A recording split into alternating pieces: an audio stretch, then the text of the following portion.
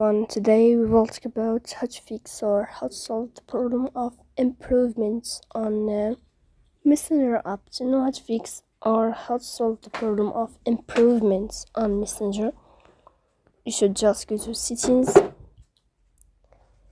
In this first page, you can click on apps, default apps, app settings. Then you can search about Messenger. You will find Messenger here in this page. You will try again like this, and you can click on Messenger app. Then you can click on first stop. Here you can click OK. After that you'll enter to storage. Here you can click clear cache.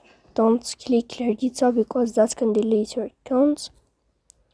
In the end, you can turn off your phone and you can turn on your phone again, so please don't forget to support us by liking and subscribe.